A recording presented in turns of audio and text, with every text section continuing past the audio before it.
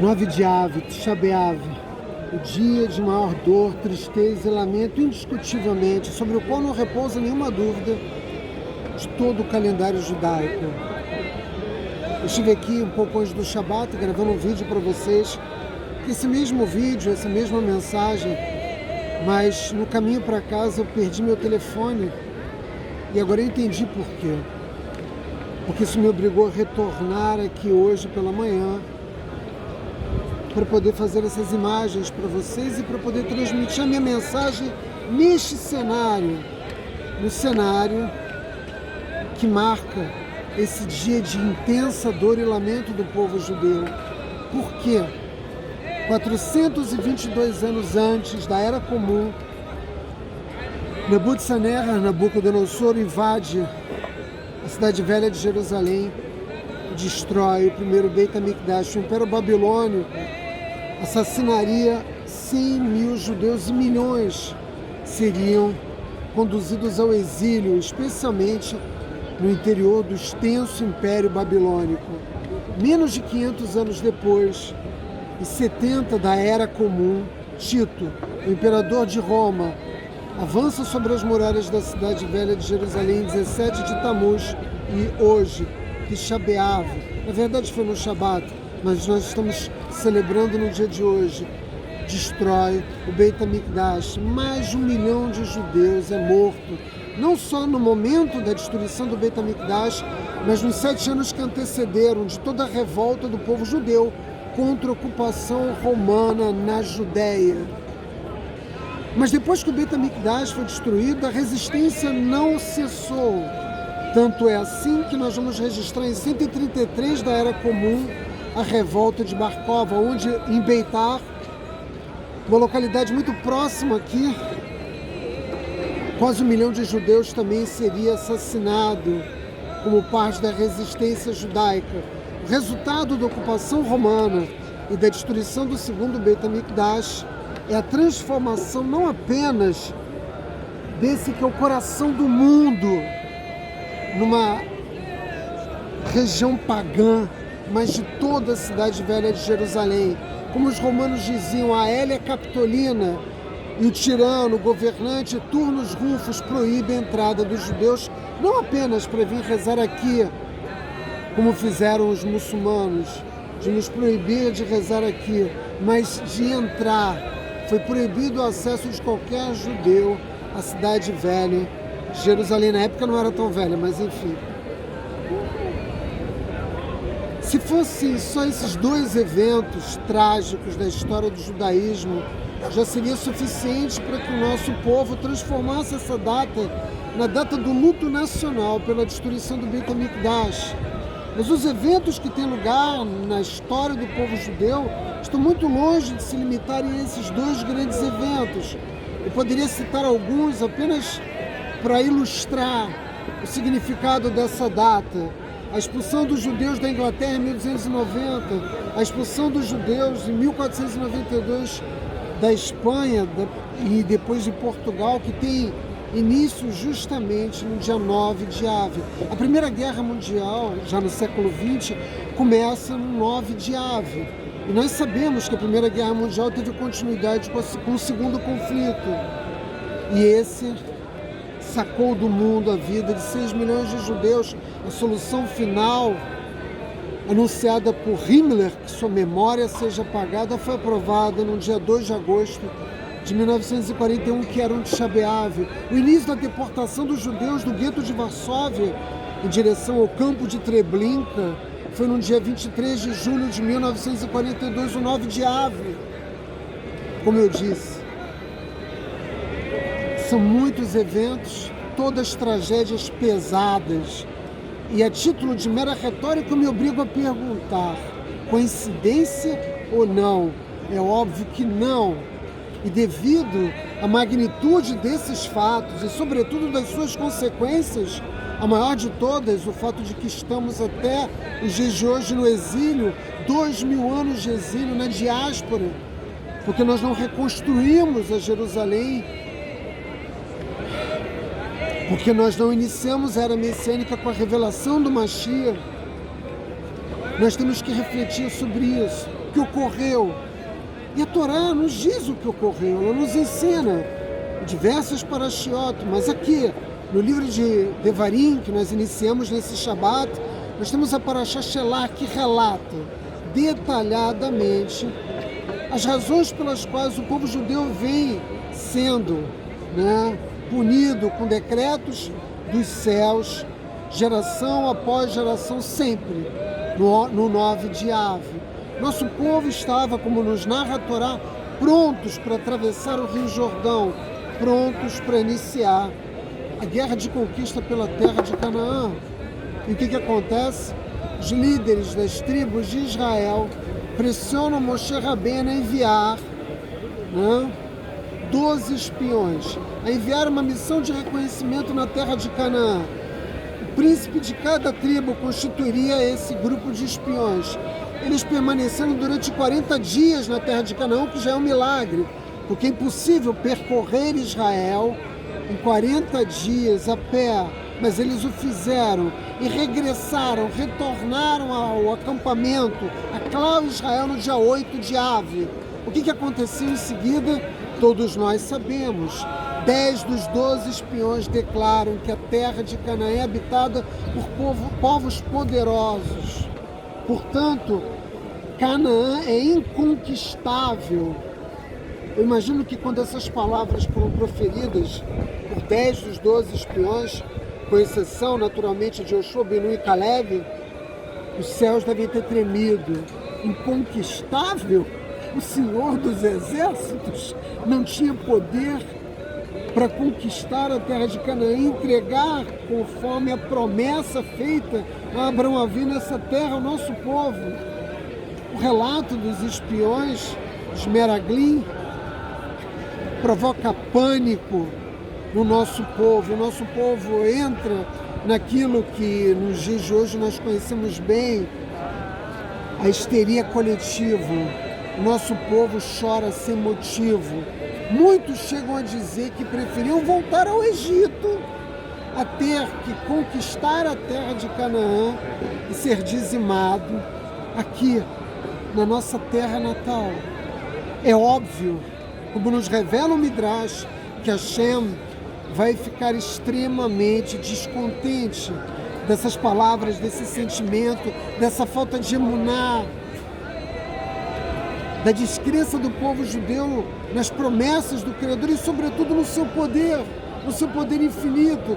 Mesmo Deus que nos tirou do Egito, que destruiu o Egito, que abriu o Mar Vermelho, que nos protegeu no deserto, que protegeu a vida de cada um dos nossos patriarcas, não tinha poder de vencer nações idólatras, um povo que deveria ter sido sacado desse mundo. É claro que o poder de Hashem é ilimitado, mas o nosso povo mergulhou na histeria coletiva e perdeu a capacidade de pensar sobre esses fatos, de refletir cuidadosamente. O resultado nós sabemos, um decreto duro. O nosso povo teria de passar 40 anos no deserto. Aquela geração não tinha mérito para entrar na terra de Israel. E este privilégio só seria dado aos filhos daquela geração. E o nosso povo passou 40 anos no deserto e poucos daquela geração, além de Yoshua, Binu e Caleb, tiveram o privilégio de entrar na terra de Israel, meus amigos. Mas os decretos de Hashem, punindo o povo judeu, não se limitaram a permanecermos por 40 anos no deserto. O desaparecimento da geração do Êxodo, me refiro aos homens, porque isso não teve lugar com as mulheres. Estas guardaram sua fé, essas desejavam intensamente entrar na terra de Canaã. Elas não foram atingidas pelo decreto de Akadosh Baruch Hu, mas houve uma consequência adicional. Ocorreu, de fato, uma outra punição, que, como nos revela o Midrash, Hashem disse ao nosso povo: seu choro, seu lamento é sem motivo. Por isso eu vou decretar um dia que vocês vão ter realmente razões para chorar e se lamentar. É hoje, 9 de Av. E as razões para o choro e para o lamento seriam por todas as gerações vindouras, até os dias de hoje, até a revelação do Mashiach. Nosso infortúnio está descrito na Torá, foi anunciado pela Torá e tudo aquilo que viria a ocorrer sempre nessa data. Por quê? O choro desnecessário virou tragédias que moldaram o destino do nosso povo. Catástrofe após catástrofe, até a maior de todas, a Shoah, o Holocausto. Mas nós sabemos que nenhum mal advém dos céus. Como essas palavras têm força quando elas são ditas nesse lugar santo, o coração do mundo. Nos ensinou o rei Davi no Salmo 145, o Eterno é bom para com todos, sua compaixão se manifesta sobre todas as suas criações. Teu nome é bondade.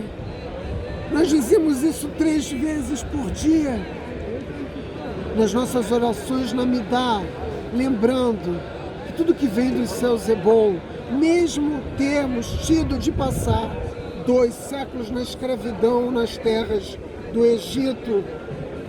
E nós temos que admitir que cometemos erros, transgressões, pecados. Muitas pessoas se questionam a razão do Holocausto. É impossível refletir sobre isso de uma forma aligerada. É um tema complexo demais. Mas o que nós sabemos ao certo é que o judaísmo, por convicção teológica, nos força sempre a ver o bem em todas as coisas, em todos os acontecimentos. Como eu disse no início, eu perdi meu telefone. Eu tinha esse vídeo gravado, mas me obriguei a voltar hoje. Que é um dia difícil, porque eu já estou há mais de 12 horas sem beber água. E é um dia que emocionalmente é muito difícil para um judeu observante, mas eu estou aqui, eu vou fazer as minhas orações.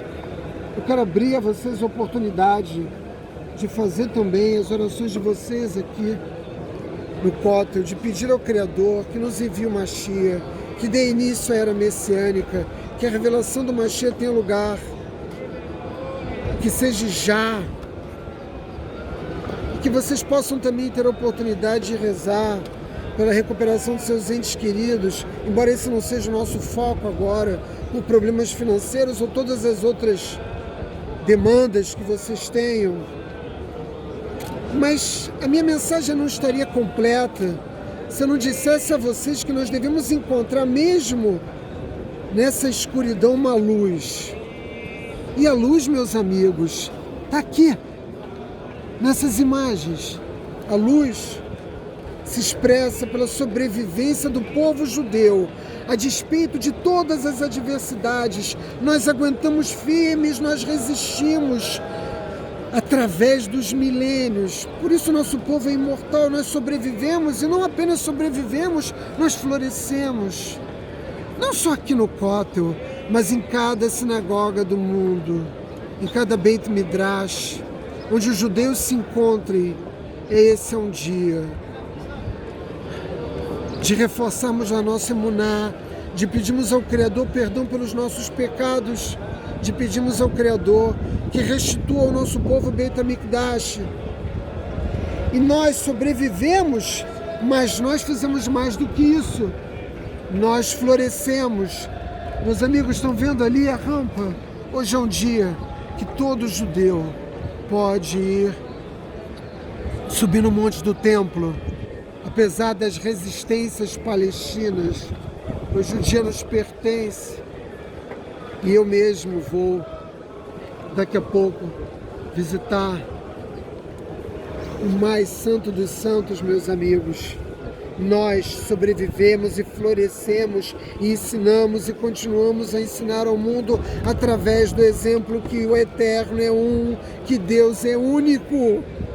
Nós, como vocês podem ver, nos sentaremos, jejuaremos, lamentaremos, mas não podemos esquecer todos os momentos difíceis que nós atravessamos, dos eventos da história que marcam o povo judeu, mas não podemos nos esquecer da coisa mais importante, buscar a luz nessa escuridão. Meus amigos, vocês estão vendo aqui algum babilônico? Vocês estão vendo algum romano, algum nazista? Não. Nós perseveramos, esses impérios caíram e nós, um povo tão pequeno, sem um país, sem um exército, jogados de uma nação para outra, vítimas de uma eterna perseguição antissemítica, ainda estamos aqui, retornamos à nossa terra ancestral, voltamos a Jerusalém, a cidade que pertence ao nosso povo desde os tempos do nosso rei Davi. Nós voltamos à nossa terra para jamais deixá-la. Estamos aqui, eu, você, todos nós, de frente para o muro ocidental, pedindo ao Criador que faça descer dos céus o Beit HaMikdash, para que nós possamos, não apenas nós judeus, mas toda a humanidade, reviver os milagres que tinham lugar nesse lugar. Portanto, existe um milagre aqui, apesar de toda a dor, de todo o lamento, existe um milagre que está acontecendo aqui. Que milagre é esse? E por que nós dizemos que celebramos Tisha B'Av? Nós celebramos a eternidade do povo judeu, a nossa sobrevivência. 9 de Av é um dia trágico, indiscutivelmente, mas o Talmud nos ensina também que será o dia do nascimento do Mashiach. Eu não acredito que o Mashiach nasceu no Shabat, eu acredito que ele está vivo, eu acredito que ele está entre nós, apenas esperando que o nosso povo reconheça, por meio de Irat Shammai, temor dos céus, quem governa o mundo, a quem nós servimos, porque o mundo foi criado para que nós possamos receber o Mashiach. Ele vai liderar o nosso povo na reconstrução do templo, vai liderar o nosso povo na era de redenção.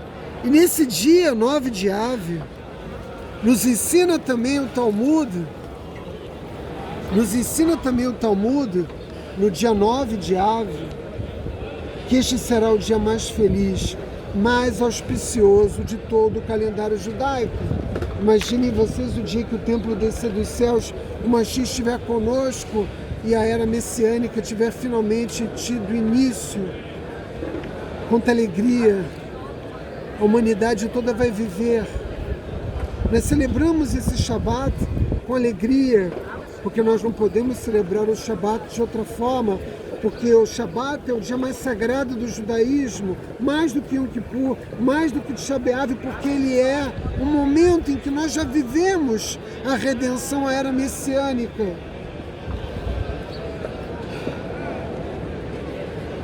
E devo terminar então dizendo que o que nós temos de fazer hoje é celebrar a imortalidade do povo judeu, meus amigos.